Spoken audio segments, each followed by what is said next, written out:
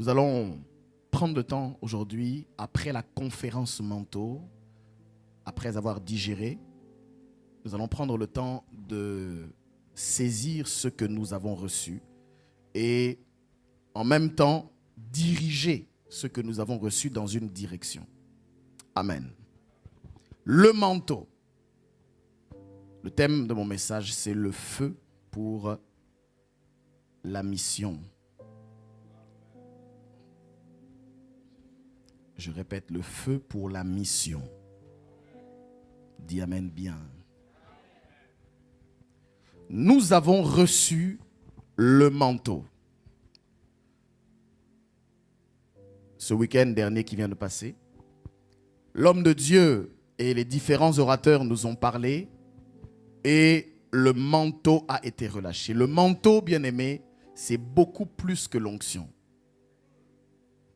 Je répète une deuxième fois, le manteau, c'est plus que l'onction. Parce que le manteau, c'est l'héritage qui est transmis de génération en génération. C'est ce qu'on appelle le manteau. Tu vois? Tu peux, par tes propres capacités naturelles et personnelles, arriver à un certain stade par l'onction individuelle.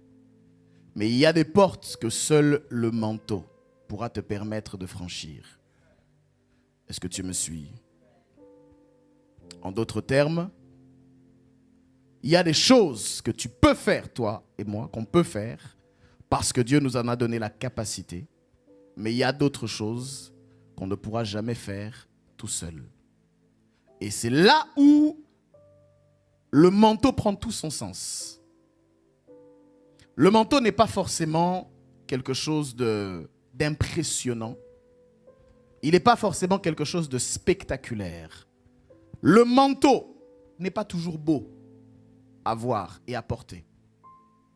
Mais le manteau a à l'intérieur de lui une connotation qui explique l'héritage ou la lignée dans laquelle tu es. Amen, amen.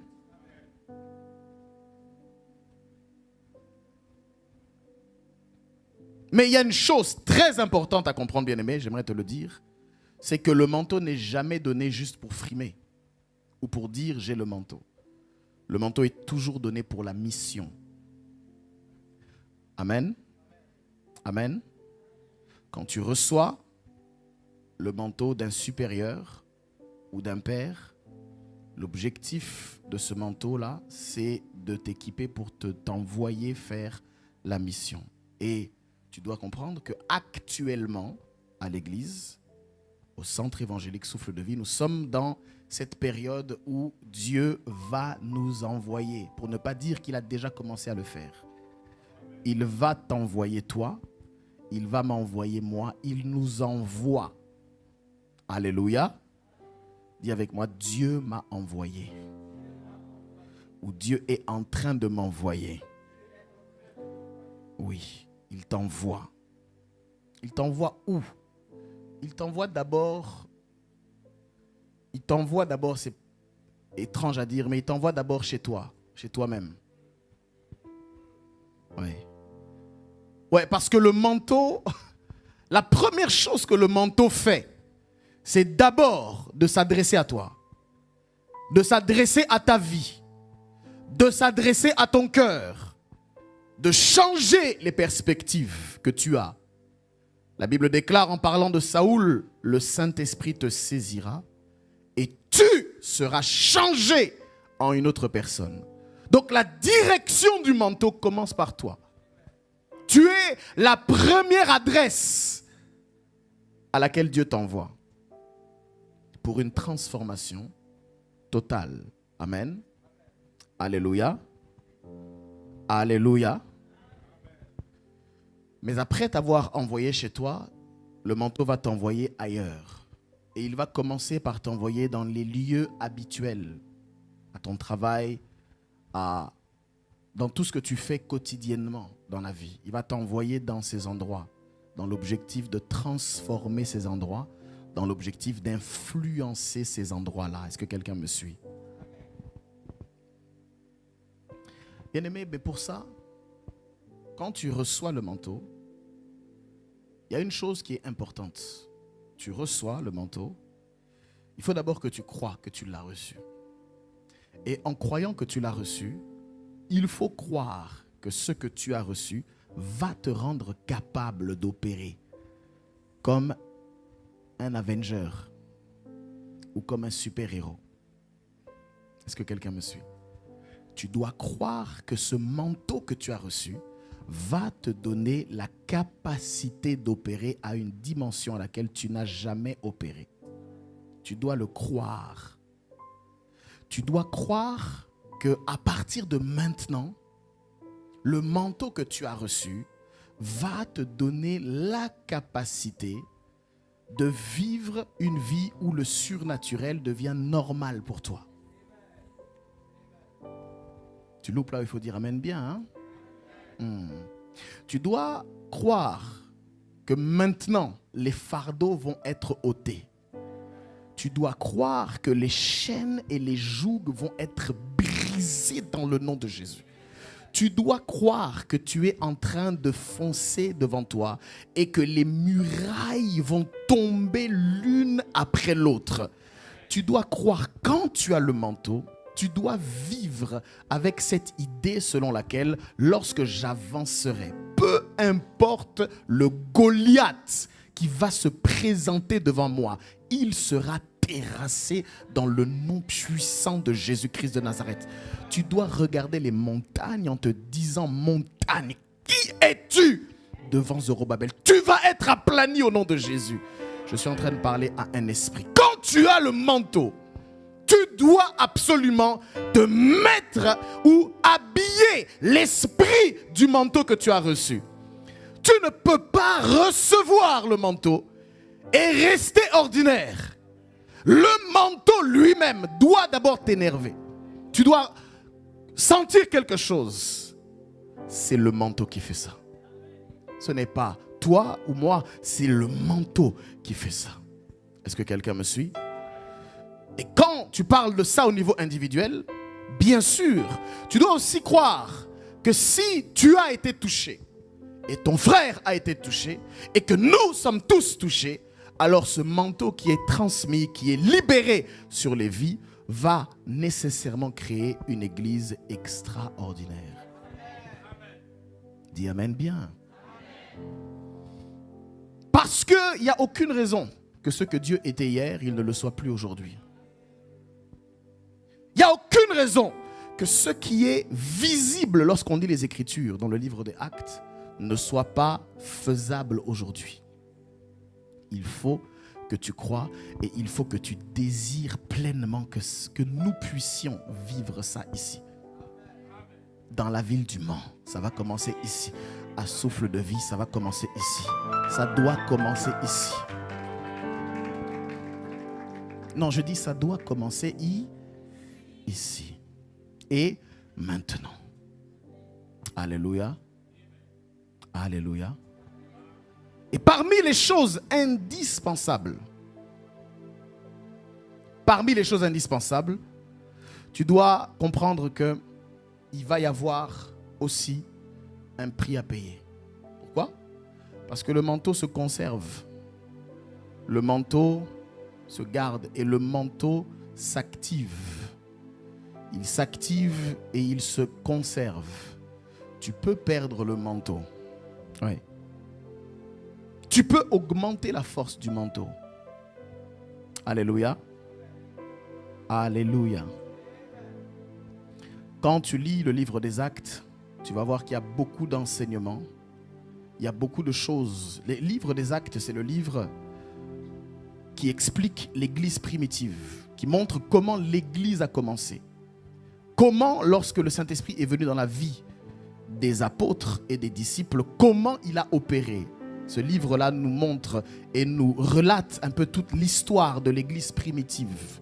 Et quand on lit l'histoire de l'église primitive, vous allez vous rendre compte qu'au-delà de toutes les persécutions que les disciples ont eu à vivre, vous allez vous rendre compte qu'il y a un dénominateur commun au livre des Actes.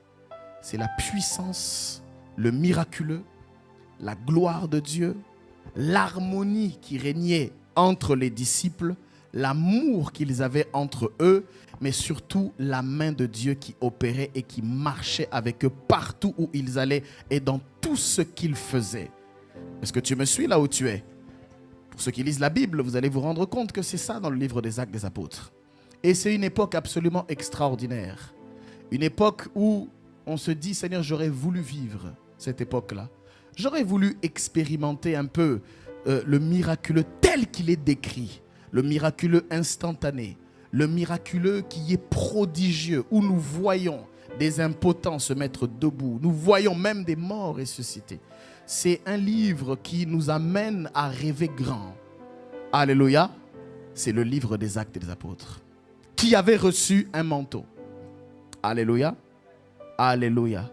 Maintenant, la question que Dieu veut nous poser ce matin, et le défi peut-être que je peux dire qu'il nous lance, c'est de nous interroger sur ce que nous voulons. Qu'est-ce que tu veux? Qu'est-ce que nous voulons? Je parle ici en tant qu'un corps local, l'Église. Qu'est-ce que nous voulons? Alléluia. Est-ce que tu peux poser cette question à ton voisin? Pose-lui. Qu'est-ce que tu veux au final? Que veux-tu? Vous savez, il y a des gens qui ne savent pas ce qu'ils veulent. Quand on prêche la parole, ils veulent la puissance. Quand on manifeste la puissance, ils disent retour à la parole. Quand on loue, on adore. Ah, on loue, on adore. Tu vois, Jésus a dit quelque chose. Il dit cette génération est méchante. Quand on chante, vous ne dansez pas. Quand on pleure, vous ne pleurez pas. Que voulez-vous? Alléluia. Alléluia. À l'époque du ministère, quand on a commencé, on a eu des propositions avec mon épouse. On nous a proposé d'intégrer des ministères qui étaient déjà bien assis, pour ne pas dire internationaux. À première vue, on a dit on se lance, on y va. Et Dieu nous a arrêtés. Il nous a dit non. En priant, on a compris que ce n'était pas pour nous. Parce que Dieu voulait faire de nous une particularité. Un endroit et un centre dans lequel nous pouvions voir opérer toutes les grâces. Comme un centre où la diversité pouvait se lire. Alléluia. Et ici, Dieu nous fait grâce de ça. D'avoir la diversité. Mais je te repose la question. Quelle église veux-tu? Pose-toi cette question sincèrement. Je ne sais pas ce que toi tu vois quand tu penses à l'église. Est-ce que tu vois l'église telle qu'elle est actuellement? Est-ce que quand tu penses à l'église, tu vois l'église telle qu'elle devrait être? Ou est-ce que tu vois l'église telle qu'elle peut être? Tu me suis? Que vois-tu? Que vois-tu? Bien-aimé, le Seigneur nous met au défi. Il nous met au défi parce que, je répète, on va être envoyé. Mais, avant d'être envoyé, aie déjà le plan et vois déjà ce que tu vises. Parce que tu ne vas pas aller à une guerre sans avoir un objectif. Tu ne vas pas monter dans un tram sans avoir une destination, mon ami. Tu ne prends jamais un avion sans savoir où tu vas. Qu'est-ce que tu veux? Bien-aimé, avant d'aller, Dieu veut d'abord développer la vision en toi. La vision de l'église. Que vois-tu? Bien-aimé, je ne sais pas ce que toi tu vois. Je ne sais pas ce que ton voisin voit. Mais moi, je vois une église. Et je ne vois pas nécessairement une méga church. L'objectif, écoute-moi, ce n'est pas tout le monde d'être là. Parce que d'abord, on n'a pas, on n'a pas la priorité sur toutes les âmes. Tu comprends?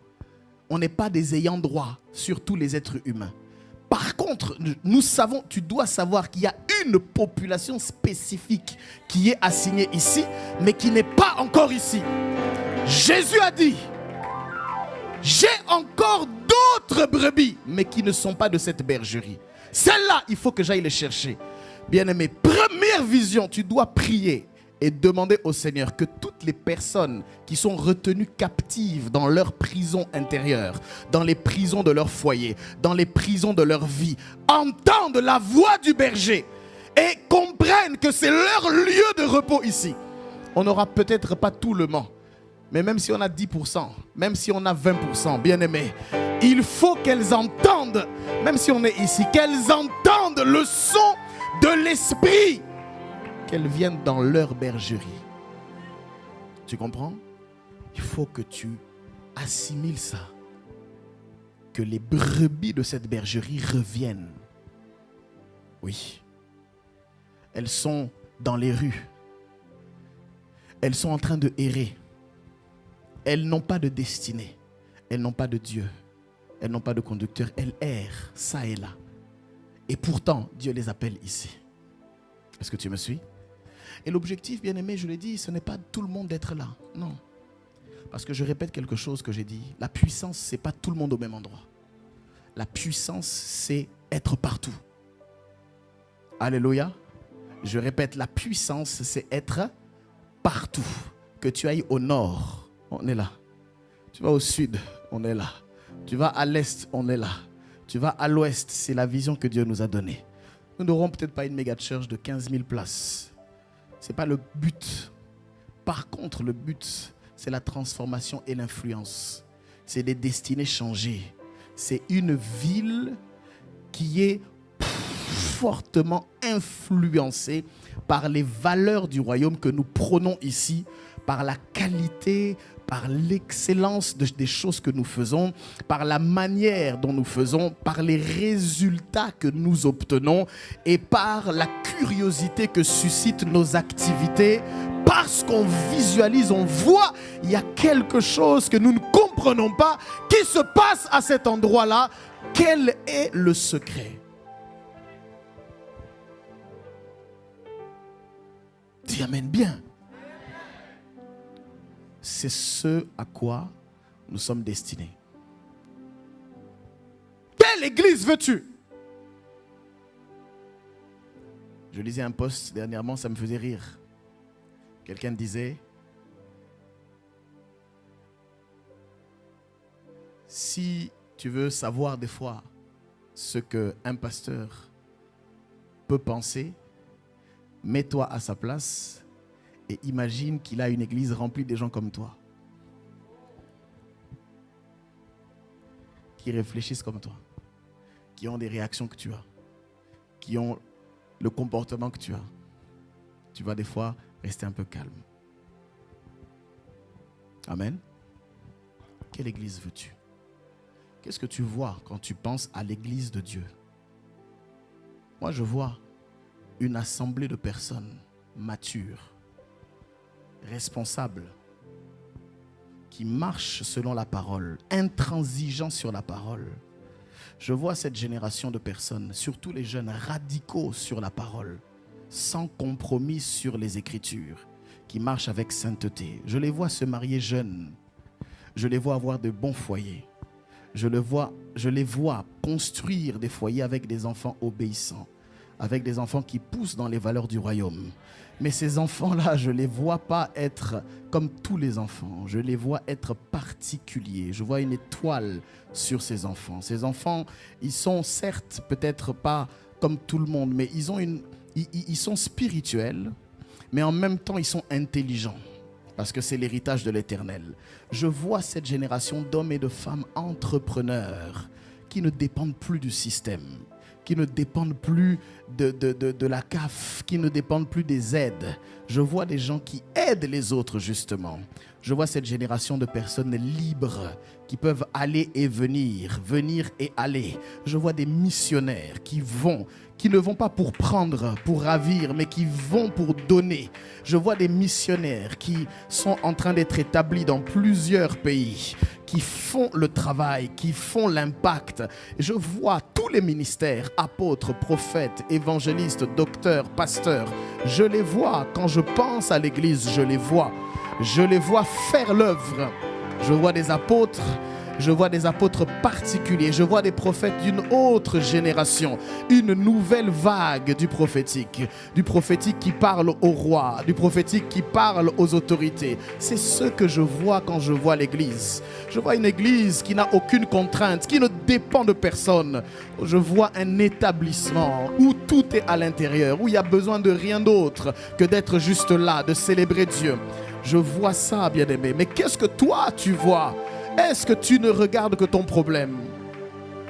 Plusieurs ne regardent que leur problème. Bien-aimé, Dieu est en train de susciter une génération qui comprendra que l'intérêt collectif est supérieur aux caprices individuels. Je suis en train de parler à cette génération qui comprend qu'il ne s'agit pas que de moi. Il ne s'agit pas que de ma vie, que de mes besoins, que de mes projets. Je comprends qu'il y a une idéologie plus grande. Quelle est cette génération qui peut se lever et prendre les choses à cœur pour dire: Seigneur, assez c'est assez. On veut te vivre. On veut te vivre. On veut te vivre. Et bien aimé, c'est une vision. Mais ça restera qu'une vision si nous ne nous mettons pas à l'œuvre. Et si nous ne travaillons pas à la vision. Amen, amen. Est-ce que quelqu'un peut donner un bon amen? C'est ce rêve. Le ciel sur terre. Ouais, c'est possible. Mais ça ne pourra jamais se faire seul. Alléluia. Alléluia. Quand on lit le livre des Actes des Apôtres, on a tendance à oublier que les disciples ont activé des clés. Dis avec moi, des clés. Ils ont activé des clés qui leur ont permis d'ouvrir des portes qui étaient verrouillées, qui leur ont permis d'accéder au domaine de l'impossible. Ils ont utilisé des clés, ils ont utilisé des principes. Qu'est-ce qu'ils ont fait?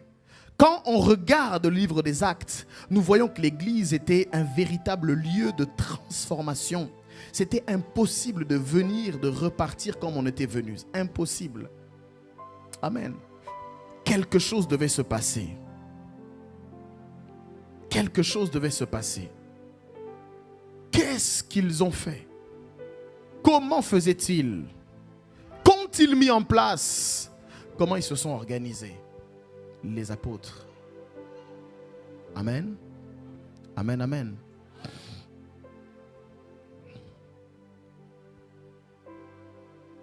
Comment faire pour parvenir à cette église-là? C'est le rêve de Dieu pour nous. Alléluia. Dans les classes des membres, j'expliquerai pourquoi c'est important d'avoir ou d'être une grande église. Je ne parle pas grande en termes de bâtiment, non. Je parle grande en termes d'influence. Grande, tu comprends? Est-ce que tu me suis? Pourquoi est-ce que c'est important? Tu verras et tu comprendras que c'est important pour beaucoup de raisons. Ça va t'arranger en fait. Comprends que c'est toi que ça va arranger. Tu vois? C'est dans ton intérêt que l'église soit grande. C'est dans ton intérêt que nous soyons nombreux. C'est dans ton intérêt que nous soyons un mouvement. C'est dans ton intérêt. Alléluia. Ça va multiplier les mariages ici. Ça va multiplier les collaborations. Ça va multiplier les business. Ça va créer de l'économie. Ça va créer toutes ces choses. Tu comprends?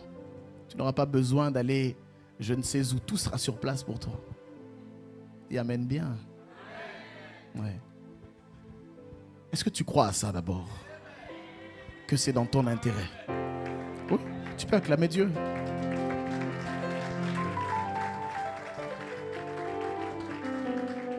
Tu vois, des fois on a des rêves à l'intérieur de nous, mais on ne peut pas le faire parce que on manque de ressources.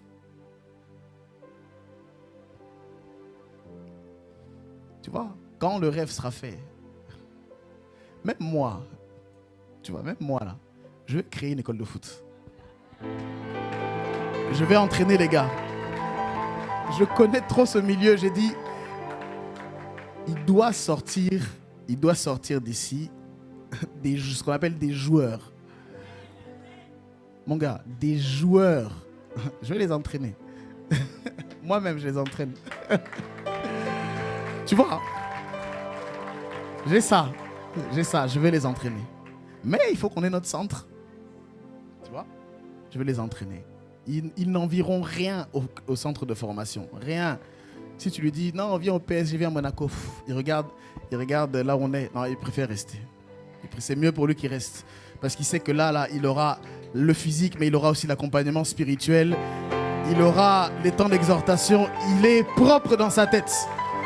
Il est propre dans sa tête. Et puis, il fait aussi des études bien. Il est aussi intelligent. Il sait parler aux médias. Il n'est pas comme les autres là qu'on voit. Il sait parler aux médias. Il sait gérer son argent. Il sait investir propre pour le royaume. Frères et sœurs, dis amen bien. Est-ce qu'on n'a pas prophétisé vendredi ici qu'il y a des écoles de mode, qu'il y a des instituts qui vont sortir de là? On n'a pas prophétisé? On n'a pas prophétisé ça? Mais ça commence. C'est pourquoi, écoute-moi, ça c'est un conseil que je donne à l'église. C'est un conseil. Tu vois, quand tu entends, et surtout quand tu es témoin des choses qui ont été dites, le soutien, c'est aussi commence par tes gens. Tu comprends? Commence par tes gens. Écoute, ils ne sont peut-être pas arrivés encore au niveau où ils sont censés aller. Mais toi et moi, dans notre attitude, dans notre posture, c'est de dire, parce que j'ai en plus entendu le message qui concerne, je vais commencer par investir chez mon frère, par investir chez ma soeur. Si elle est coiffeuse, j'investis. Même si ce n'est pas exactement la coiffe que tu voulais. Ok? Investis. Permets d'être un cobaye qui va l'aider à grandir. Tu comprends? C'est comme ça que l'économie de l'église se crée. Parce que normalement, tes premiers clients, c'est eux qui sont ici. D'autres disent pas amen parce qu'ils veulent la gratuité. Ça, c'est un. Non. Business is business. Ok? C'est vrai que les dieux te bénissent, ça c'est bien, on les accepte. Mais à un moment donné, aide aussi. Investis aussi. Croire, c'est aussi investir. Donc tu vois, il y a eu des prophéties qui ont été données. Commence par les gens de la maison. Investis en eux. Fais grandir leur business. Tu comprends? Et toi aussi, businessman ou businesswoman, sois excellent. Ne te contente pas de ça pour être médiocre. Parce qu'après tu t'étonnes, les gens ne viennent pas. Non, sois excellent aussi. Sois au-dessus de tout ce qu'on peut trouver ici. Sois la référence majeure. Sois la référence qui font que nous, habituellement, on dit il faut aller à Paris. Mais fais que les gens de Paris disent il faut qu'on aille au Mans pour ça. Tu n'as pas dit amen bien. Pendant longtemps, vous savez, à l'époque, il y a peut-être même 10 ans de cela, même pour se faire coiffer, il fallait aller à Paris. Ah, il faut aller à Paris. Tu veux te marier? Il faut aller à Paris. Il faut aller à Paris. Qu'est-ce que Paris a de plus? Est-ce qu'ils sont différents? C'est quoi le problème en fait? On est des humains comme eux ou non? Frère, sois fort, sois excellent. Fais que eux se déplacent, qu'on entende parler de toi tellement qu'ils se disent on en a marre, on se déplace au Mans. Et puis tu fais que le Mans devienne la nouvelle capitale de ton domaine. Tu as loupé là où il fallait dire amen bien. Que ton adresse devienne la nouvelle capitale de ton activité. On parlera de toi ici, on parlera de toi aux États-Unis. Ceux qui voyageront, ceux qui voyagent doivent en arrivant à Paris dire je peux faire la Tour Eiffel, je fais l'Arc de Triomphe, mais j'ai un pèlerinage à faire. Il y a une ville à 45-50 minutes en TGV dans laquelle je dois aller parce que j'ai entendu parler de cette ville-là. Bien-aimé, tu dois être déterminé à cela. Et c'est là où tu vois que Dieu est en train d'agir, que Dieu est en train d'opérer. C'est à ça que tu vois ça. Quand tu vois que les oiseaux de proie viennent, comprends que Dieu est en train de faire quelque chose. Je rigolais avec le pasteur Lems. Il ne connaissait pas la ville du Mans. D'ailleurs, plusieurs prédicateurs qui sont venus ici ne connaissaient pas le Mans. Le prophète Jimmy, le pasteur Lems, même le prophète Dave. Qu'est-ce que le Mans, bien-aimé? Qu'est-ce que le Mans? Mais par toi et moi, maintenant, ils connaissent cette ville. Et crois-moi, quand ils repartent, je le sais, c'est difficile qu'ils nous oublient. Tu vois? Parce qu'on fait en sorte d'être inoubliable. Ils savent maintenant dans leur esprit, quand ils vont en France, avant ça se limitait juste à Paris. Mais dans leur esprit, quand ils viennent en France, ils ne manquent jamais de m'appeler. Pasteur, même des fois pas en France, juste en Europe. Je serai en Europe, j'arrive en Belgique. J'ai compris déjà. Il est en Belgique. Mais ça ne signifie pas qu'il ne peut pas faire. Tu vois? C'est la grâce. C'est la grâce de Dieu. C'est la grâce de Dieu. Alors, le secret qu'ils avaient, ces disciples, ces apôtres, le grand secret qu'ils avaient, c'est qu'il y avait l'union, qu'ils étaient toujours ensemble. Amen. Toujours ensemble. Ils étaient toujours d'un commun accord. Ils étaient toujours ensemble. Amen. Amen. Actes chapitre 2, verset 1. Actes chapitre 2, verset 1.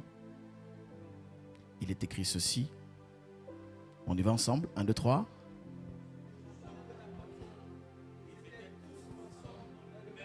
On peut le relire s'il vous plaît une deuxième fois. Une troisième fois. Voilà. Ils étaient comment? Ils étaient tous ensemble. Dis avec moi, tous ensemble. Tous ensemble. Acte 2, 46. Acte 2, 46. On y va. 1, 2, 3.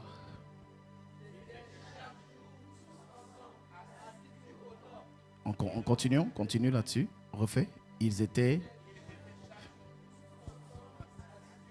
Redis encore. Ils étaient chaque jour tous ensemble assidus au temple. Chaque jour, dis avec moi chaque jour. Ça fait référence à quoi? Chaque jour, ça fait référence à la fréquence, à la régularité. Fréquence, régularité, répétition, répétition. Encore, toujours, on continue, on ne s'arrête pas, on persévère, on recommence. Ce qu'on a fait hier, on le refait encore aujourd'hui. Ce qu'on fait aujourd'hui, on le refait encore demain. C'est ça chaque jour. Et on dit tous ensemble. Ça veut dire, ce n'était pas quelques-uns. Ce n'était pas un groupe de personnes. C'était pas, à l'époque, ce n'était pas juste le pasteur ou les leaders ou les ministres. C'était tous ensemble. Amen. Amen, amen. Et on dit, ils étaient comment? Assidus au temple. Assidus au temple. Qu'est-ce que ça veut dire? Ça veut dire que si ils étaient tous ensemble, assidus au temple, ça explique l'idée d'un effort quotidien. Ça veut dire qu'ils devaient se déplacer quotidiennement pour se rendre au temple. Ils avaient tous un point ou un lieu commun. Ils faisaient tous le sacrifice de se déplacer au temple. Tu comprends? Ça fait référence à cette notion d'effort. Tu vois? Personne, ça pouvait arriver certainement, mais de manière générale, c'était comment ils vivaient. Tous ensemble, assidus. L'assiduité, le sérieux, la diligence, l'engagement et sa force au temple. On va au même endroit, au même lieu. Est-ce que quelqu'un me suit? Est-ce que quelqu'un me suit? Qu'est-ce qu'ils faisaient? Ils rompaient le pain dans les maisons aussi. Ils étaient au temple, mais ils allaient aussi dans les maisons. Et ils prenaient leur nourriture, comment? Avec joie et simplicité de cœur. Pas de complications, pas des gens compliqués, des gens aigris, des personnes problématiques, querelleuses. des problèmes tout le temps, à droite, à gauche, des histoires, des murmures, des machins, des choses. Simplicité de cœur. On est là, c'est simple. Bonjour, on mange, on est joyeux, on est heureux, on repart. Ça s'arrête là. Amen. Amen. Actes chapitre 4, verset 24. Lis avec moi, Actes chapitre 4, verset 24. Regarde ce qui est écrit, on y va, 1, 2, 3. Oui.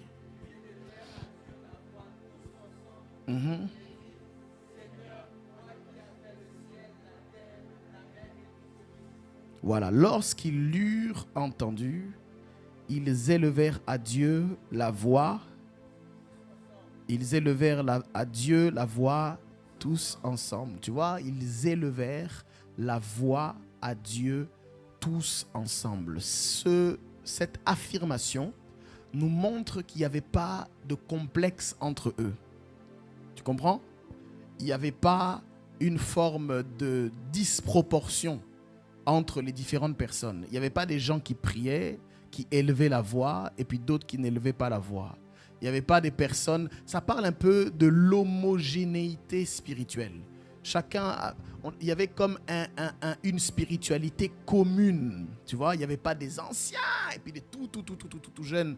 Ils élevèrent tous ensemble la voix à Dieu. Tu vois, quand on est ici à l'église, on dit prions. Élevons la voix. Des fois, il y a des personnes qui se disent, bon, Dieu entend le cœur. Et c'est vrai, il entend le cœur. Mais quand on dit ça, c'est aussi dans un objectif corporatif, que tout le monde, en fait, s'aligne au même diapason. Tu comprends? Donc ici, on dit qu'on voit, ils élevèrent la voix. On n'a pas dit ils chuchotèrent. On n'a pas dit ils prièrent dans leur cœur tous ensemble. Ils méditèrent. Non, ils élevèrent la voix tous ensemble. Amen, amen. Amen, amen. Amen, amen. Actes chapitre 5, verset 12. Lisons la parole. Actes chapitre 5, verset 12. Regardons ensemble les Écritures. On y va. 1, 2, 3.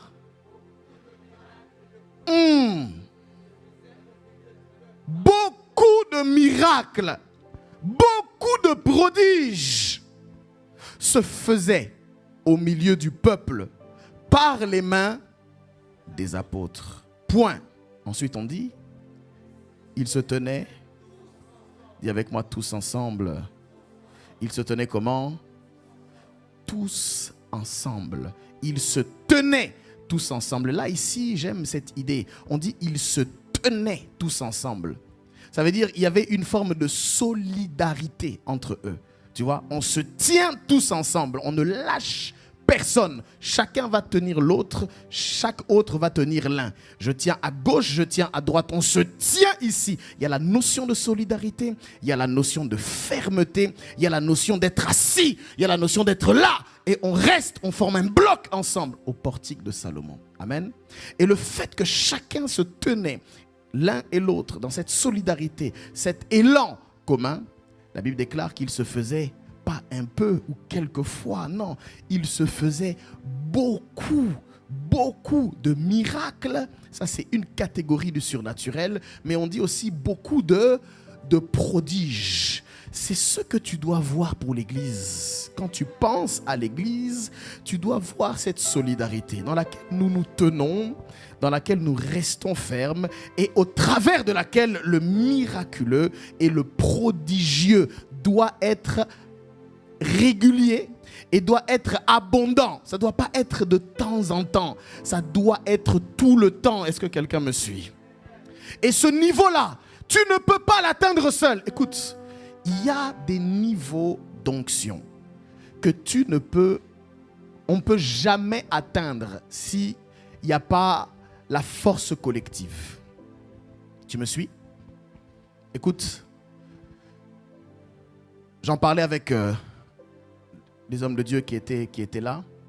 L'une des choses que j'ai aimé, que je vous transmets et que vous devez continuer, que nous, pardonnez-moi, devons continuer à cultiver, c'est l'attente. L'attente de recevoir. Et la capacité à dégager l'atmosphère pour permettre aux miraculeux et aux prodigieux de se faire. Tu comprends? C'est quelque chose qui est clair. L'attente, le fait de s'attendre à quelque chose, ça dégage l'atmosphère du prophétique, du miraculeux, du prodigieux. Quand tu t'attends à recevoir quelque chose, quand tu émets des ondes qui envoient une forme de curiosité, ça déclenche le surnaturel facilement. Tu suis? Et ils m'ont dit ça. L'Église a cette capacité-là, notamment au travers des chantres, mais pas seulement, aussi au travers du peuple. Il y a cette faculté d'attirer et d'activer l'onction du miraculeux et du prodigieux. Amen. Amen, amen. Est-ce que tu veux vivre toi aussi? Est-ce que tu veux faire partie d'une église où beaucoup de miracles, mais aussi de prodiges se font par les mains des apôtres? Tu vois? Tu dis, et tu as raison de dire amen, mais au-delà maintenant de dire amen, il faut que tu l'actives. Il faut que ça se déploie. Parce que là, ce qu'on vit, ce n'est pas fini. J'aimerais vraiment que tu te rendes compte que ce n'est pas tout. Même ce qu'on a vécu ce week-end, ce n'est pas la fin, mon ami. Dieu veut faire encore plus grand. Je répète, Dieu veut faire encore plus grand. Il veut nous amener à un niveau supérieur. Moi, je fais partie de ceux qui ne sont jamais rassasiés. Tu es rassasié déjà?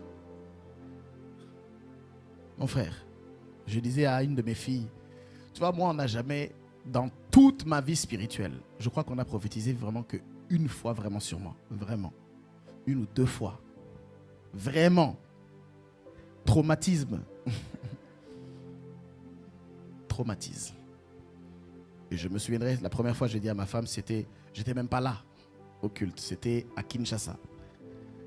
Et c'était même pas moi qui étais là, c'est mon frère qui est allé. Et l'homme de Dieu a prophétisé sur moi. Et c'était un moment où je disais, Dieu ne me parlera jamais de toute façon. J'aime Dieu. Hein? C'est souvent les moments où il dit, tu te dis, vas-y, il ne me parlera jamais. C'est là où il te fait fermer ta bouche. Il te fait fermer ta bouche. Quand tu lâches des fois prise, et Dieu fait ça souvent avec moi. Quand je dis, bon, Seigneur, j'accepte seulement comme ça, bon, allons-y. Et Dieu me fait fermer ma bouche. Cette semaine qui vient de s'écouler, juste après la conférence, c'était pas facile. Vous savez, vous recevez votre père dans le ministère et vous devez penser à beaucoup de choses. Et vous devez penser vous-même à semer dans sa vie. On venait de Cape Town, il y avait des dépenses qui avaient été engagées. Moi-même, au niveau personnel, je ne savais pas trop comment faire. Mais il y a mon père qui arrive et je ne vais pas commencer à lui donner des explications. Donc je me suis débrouillé à droite, à gauche, j'ai raclé les tiroirs, pris les derniers centimes, j'ai rassemblé quelque chose. Je lui ai dit, papa, c'est tout ce que j'ai, tiens, s'il te plaît, accepte ça de ma main. Il a accepté. Il est parti. Mais il a prié. Il est parti, il a prié, il est parti. Et moi, c'était dur. Parce que c'est pas que je ne m'attendais pas à quoi que ce soit. Mais j'étais dans une situation où, qu'est-ce que vous voulez? Je dis à Dieu, qu'est-ce que tu veux encore que je fasse? Je ne peux plus rien faire là. À moins de moi-même me semer dans le... Je me sème dans le panier, je rentre dedans. Je ne peux plus rien faire.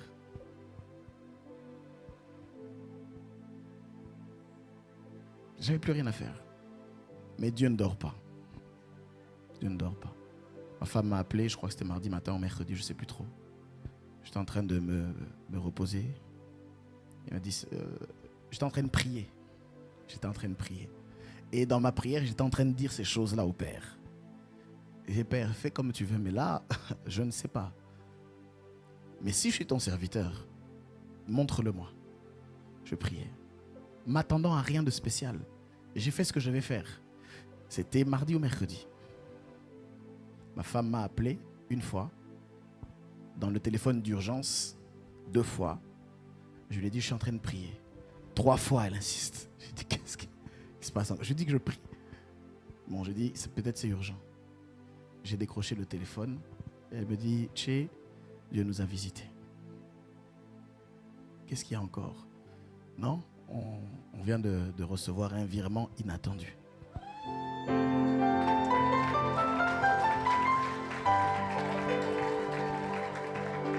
Mais c'est le genre de virement inattendu. Hein.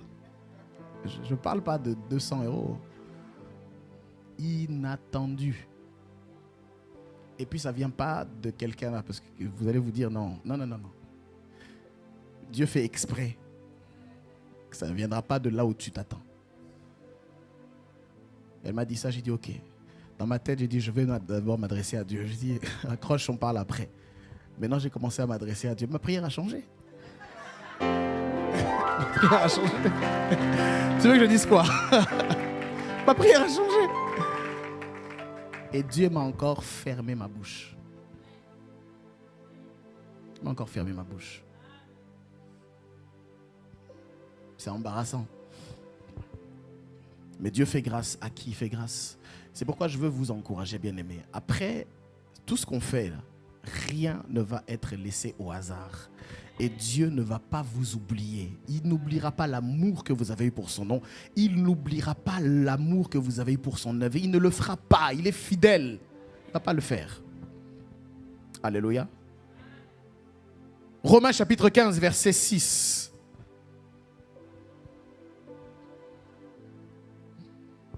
Il est écrit ceci, afin que tous ensemble, virgule, d'une seule bouche, vous glorifiez le Dieu et Père de notre Seigneur Jésus-Christ. J'aime ce passage, d'une seule bouche, d'un seul langage. Alléluia. Bien-aimé, ça peut te paraître banal comme ça à entendre, mais tu dois comprendre que la mission qui nous attend va demander à ce qu'on puisse tous ensemble se serrer les coudes. Amen. Et c'est la question que Dieu nous pose ce matin. Est-ce que tu es prêt à t'engager à ce que nous allions tous ensemble dans cette mission? Si tu es d'accord, tu dois dire Amen. Parce que ton accord commence d'abord par la verbalisation de ton acceptation. Amen. Tu es d'accord ou tu n'es pas d'accord? On doit aller tous ensemble. Alléluia. Et la deuxième chose que le Seigneur me dit de dire ce matin à l'église, c'est que tous ensemble, c'est une chose. On va le faire. On va rester ensemble. On va passer du temps ensemble. On va se mettre ensemble. Mais, attention, il y a un prix à payer. C'est celui de la prière. Amen. Oui, c'est celui de la prière. Nous allons prier. Et au-delà même de prier, on va chercher Dieu.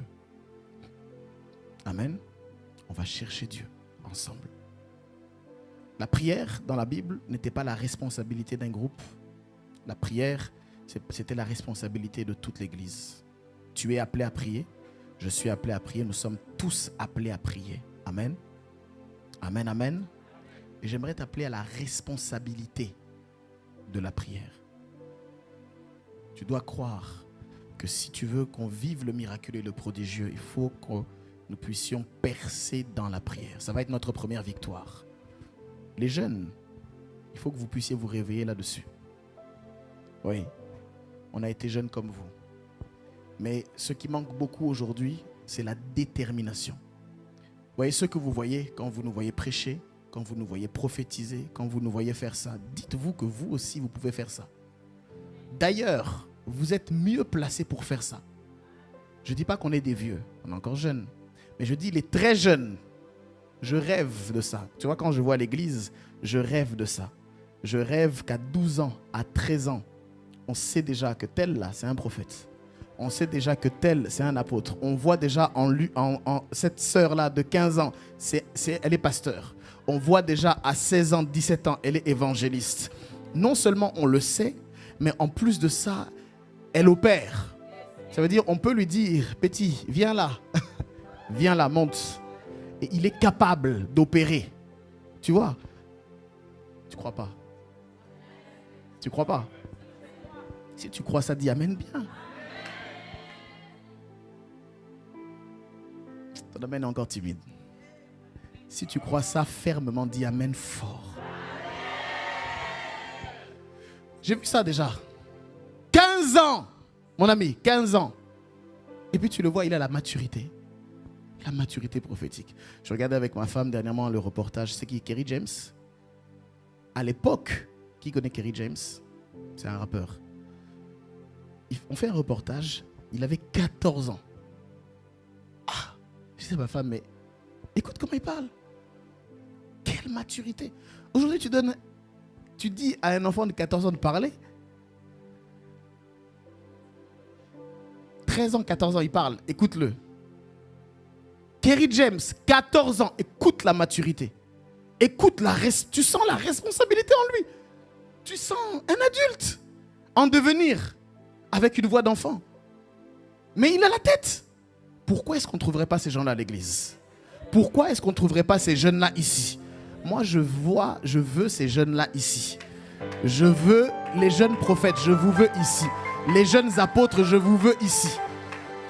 Et rien n'empêche que vous soyez lancés dans votre ministère. On va lancer ça. Oui, je dis on va lancer ça. On va les appeler. Ils vont venir de tous les endroits où ils doivent être. Ils vont venir et vous allez les voir. 16 ans, 17 ans, 18 ans, vous allez les voir. Je déclare ça. On va le vivre ici à l'église. On va le vivre. Ils vont te traumatiser. Une maman de 40 ans, il la traumatise. Une maman de 50 ans, il la traumatise. J'ai vu ça. Je vous dis, j'ai vu ça. C'est parce que je l'ai vu. Maintenant, je sais que c'est vrai. Ça existe. L'apôtre Philo me racontait une histoire. Il était à Kinshasa. Et il a prêché à Kinshasa. Maintenant, vous savez, il recevait quelques personnes à la fin du culte. Et il y avait un petit qui était là. Il avait 13 ou 14 ans. Il voulait voir l'apôtre à tout prix. Parce que le message que l'apôtre avait donné l'avait galvanisé. Il voulait le voir, je veux le voir. Et il est passé en dernier. Il dit, apôtre, merci, vraiment, le message était super, j'ai aimé, tout ça. Et l'apôtre aussi, il écoutait. Ah non, petit, non. Tu vois, le ministère, c'est pas facile. Il commençait à lui donner des conseils. Petit, tu vois, dans la vie, petit, tu vois, ceci, petit, tu vois, cela. Et le petit aussi répondait, non, grand. Je suis d'accord, non, grand. C'est vrai. Ah, ouais, non, tu vois, ouais. Il parlait. Bon, viens, je vais prier pour toi. Maintenant, il voulait prier pour lui. Maintenant, le petit, là, il dit, avant de prier pour toi, j'ai une vision. Et je te vois dans une ville qu'on appelle Nancy. Tu connais Nancy? L'apôtre te dit, oui. Ok, il y a une église là, une mission chrétienne, vie nouvelle. Et puis je vois, il y a une femme à côté de toi. Elle s'appelle telle. Ah. Maintenant, l'apôtre s'est rassis sur sa chaise. Il dit, vas-y, petit. Et le petit, il l'a pris. Là, il l'a emmené. Je ne dis pas que c'est devenu un service. Mais, tu vois, c'est de ça dont je parle. Et puis il est venu aussi, l'apôtre a prié pour lui aussi, il est parti.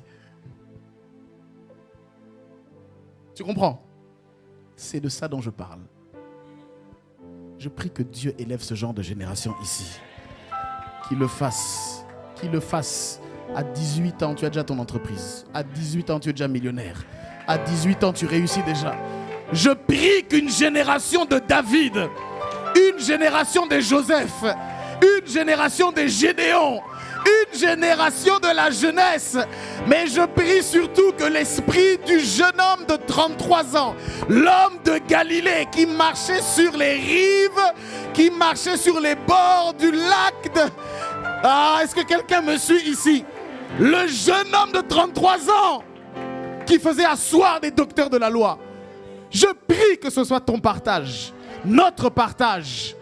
Il faut que tu rêves de ça. Cette génération qu'on ne comprend pas, que l'État ne comprend pas. Ils ne te comprendront pas. Mais il faut la prière. Il faut qu'on soit ensemble. Il faut la prière. La jeunesse, votre collectif est monté. Soyez ensemble, soyez en prière. Je dis, soyez ensemble, soyez en prière. Dieu va déclencher quelque chose. Pendant que vous attendrez dans la chambre haute, vous attendrez dans la chambre haute. Dieu va déclencher quelque chose. Amen, amen. Et puis, quand on parle de miracles, quand on dit il se faisait beaucoup de miracles et de prodiges, ce n'était pas que les apôtres qui vivaient ça. C'était en fait toute l'église. Tu vois? C'était toute l'église qui était bénéficiaire. Parce qu'en réalité, quand le miraculeux, quand l'église est saturée de prières, quand elle est bombardée des prières continues, incessantes, quand elle est bombardée de l'esprit, quand nous sommes tous au même diapason, à un moment, quand le miraculeux décide d'intervenir dans l'église, tout le monde va être bénéficiaire. Je n'ai pas dit que tout le monde va faire lever les paralytiques, que tout le monde prophétisera, que tout le monde prêchera, que tout le monde exécutera des signes spectaculaires. Ce n'est pas pour tout le monde. Par contre, à ton niveau et selon ta vocation, tu devras aussi expérimenter le miraculeux. Comment? Il est possible que quand le miraculeux fasse irruption dans l'église, à un moment donné, ça ne sera peut-être pas quelque chose de spectaculaire, mais des dossiers qui étaient bloqués depuis 20 ans vont commencer à se débloquer aujourd'hui. Les choses que tu attendais, qui n'ont pas encore été manifestées, d'un seul coup, pouf, tu vas recevoir une abondance et une avalanche de témoignages. Tu vas recevoir des appels d'entrepreneurs qui te supplient de travailler avec eux alors que tu es au chômage. Toi qui es là, tu ne comprends pas. Tu vas recevoir des propositions à droite et à gauche pour qu'on aille, qu'on utilise, qu'on vienne avec toi, qu'on se serve de tes dons, de tes talents, de tout ce que tu as à l'intérieur de toi. Dieu va le faire. C'est dans ce sens-là que le miraculeux fait irruption dans l'église. Bien aimé, le shift, c'est ça. C'est le moment où, sans que tu t'y attendes, les choses commencent à shifter, à changer dramatiquement. Tu ne t'attendais pas à ça. Tu es comme David au milieu des brebis. Tu es en train de faire le travail habituel. Tu es peut-être en train de faire l'entretien comme d'habitude. Tu fais le travail comme d'habitude. Tu es en train d'opérer comme d'habitude. Mais soudainement, le miraculeux fait irruption. C'est-à-dire que Dieu permet que des oiseaux de proie appellent et viennent à toi pour dire on a besoin de tes services. On a prophétisé ça ici vendredi. Il y a des gens qui vont te remarquer. Dans toute la masse, tu n'as besoin que d'une seule paire des yeux. Tu me suis? Tu as juste besoin qu'un seul. Un seul, pas deux. Le changement de ta vie dépend d'une seule. Une seule paire d'yeux. Tu n'as pas besoin que tout le monde t'aime. Femme, tu n'as pas besoin que tout le monde t'apprécie. Ne perds pas ton temps à... Il y a des femmes pour qui leur seul métier c'est être belle sur Instagram. C'est bien. Mais en fait, tu n'as pas besoin de ça. Tu as besoin qu'une seule personne dise « Je veux t'épouser ». Une seule. Une seule. Tu as besoin qu'une seule personne croie en toi. Une seule. T'imagines? Là où tout le monde te rejette, une seule personne dit « Lui, elle, je crois en elle. Je vois quelque chose. » Une seule personne. Prie pour cette porte-là. Que Dieu ouvre cette porte-là pour toi. Une seule personne. C'est pourquoi continue. Continue à être fidèle. La fidélité, c'est la matière première de la surprise de Dieu. C'est dans la fidélité qu'il y a le tout à coup. C'est toujours dans la régularité des choses que tu fais bien qu'il y a un soudainement. Dieu va soudainement se lever. Dieu va soudainement faire irruption. J'ai aimé ce que l'homme de Dieu a dit tout à l'heure. Il est possible qu'il y ait des soudainetés maritales ici. Ouais, il va y avoir des surprises maritales. Reçois cette grâce-là. En 6 mois, ça peut se faire. En 9 mois, c'est possible. On est au mois de juin. D'ici décembre, ça peut se faire. Tu ne vas rien comprendre. Tu marches comme d'habitude et soudainement, il va y avoir une surprise. un shift où tu ne rentreras pas en 2025. Tu rentreras en 2025, avec un habillement au doigt, avec un nouveau vêtement à ton doigt. Tu ne sauras pas expliquer. Je prophétise ça. Je déclare ça sur ta vie. Je le déclare pour moi-même. Je commence par moi-même. Je le déclare sur moi-même. Je n'entre pas avant que 2025 arrive. Entre les deux là, cette transition là va faire un shift où je ne comprendrai pas. De là où j'étais, quand je regarde derrière, je me dis, Seigneur, tu m'as fait du bien. Seigneur, tu m'as transformé. Tu m'as fait passer d'un état à un autre. Je me réveille avec une bonne nouvelle. Je me lève avec une nouvelle particulière. Je me lève avec une nouveauté de vie. Je me lève avec d'autres choses à régler. Là où j'étais en train de me poser des questions sur le règlement de telle facture, je vais commencer à m'interroger maintenant sur des projets futurs. Seigneur, tu es capable de changer les vies. Tu changes les destinées. Tu changes les ministères. Tu changes les conditions. Il est capable. Que le shift s'active maintenant dans ta vie. Que le shift s'active dans ta destinée. Que le shift s'active dans ton mariage. Que le shift s'active. Qu'il s'active. Qu'il s'active. Au nom de Jésus. Au nom de Jésus. Au nom de Jésus. Au nom de Jésus. Au nom de Jésus. Au nom de Jésus. Au nom de Jésus. Il s'active dans le ministère. Et il s'active dans l'église. Il s'active. Il s'active. Il s'active.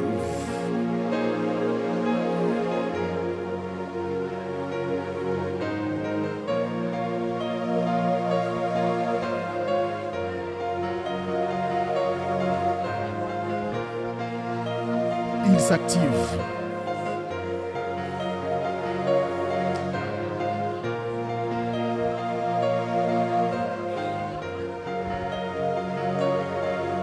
Il s'active.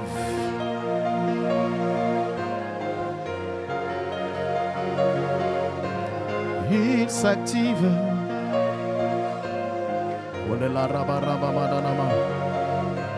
Solo reprende la baba raba yenenos. Lo reprende la carrière plein de dos. Il s'active. Il s'active.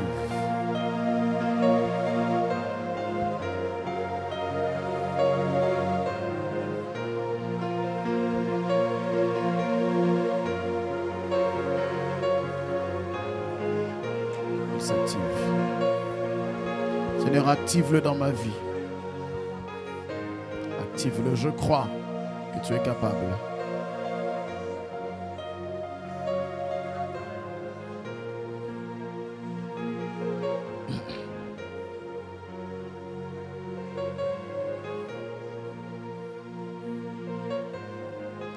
Pendant que tu es en train de prier, dans le son de mon cœur, j'entends quelque chose. Et le volume est en train de s'amplifier. Et le volume est en train de s'amplifier. Et le volume est en train de s'amplifier.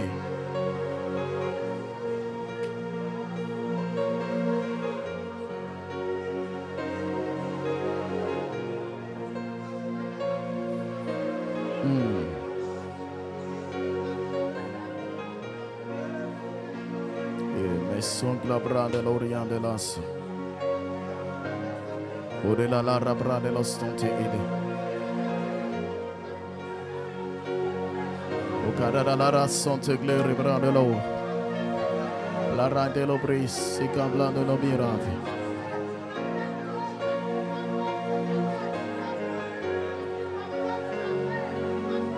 Peita lore gamanana hef. Plara care plendo lo fe impladesto.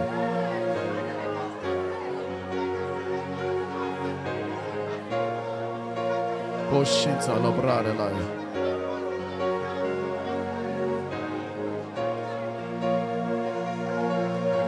Merci Saint-Esprit.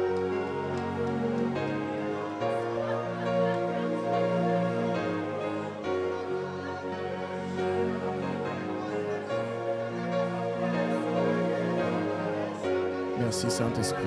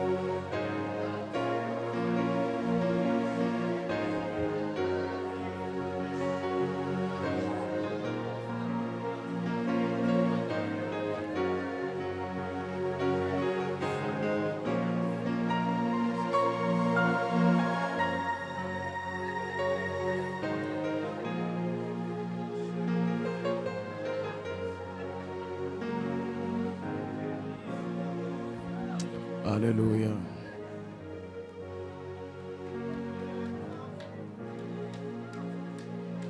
Merci Saint-Esprit.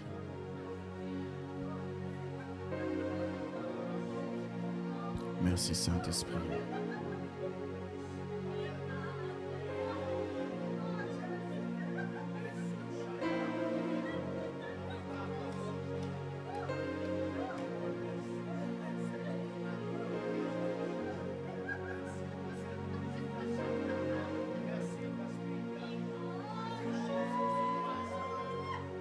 Merci Saint-Esprit. Thank you, Spirit of God. Merci, Esprit de Dieu. Merci, Saint-Esprit.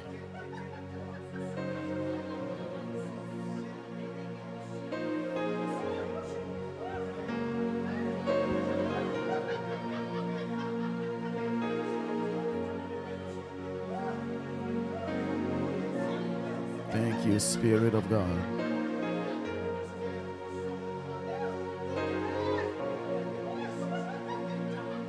Thank you, Spirit of God. Tu vas le faire, Seigneur. Saint-Esprit. La ra da la ra yeshanta.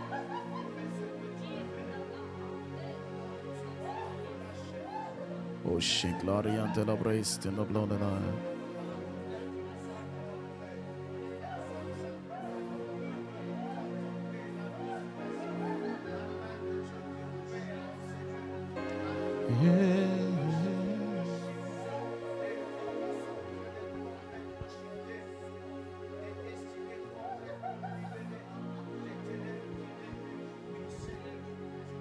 Merci Seigneur.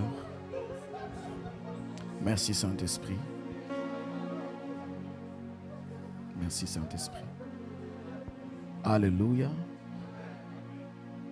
Alléluia. Est-ce que tu crois ça? Qu'il va le faire?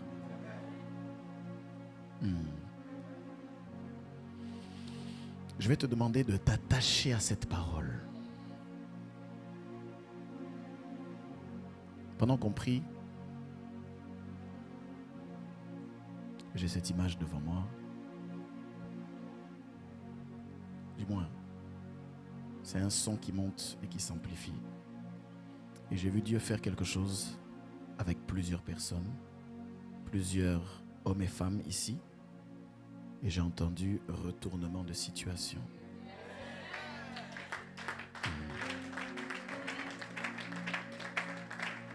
Ouais. Nous espérons que ce message vous aura fait passer de l'information à la transformation.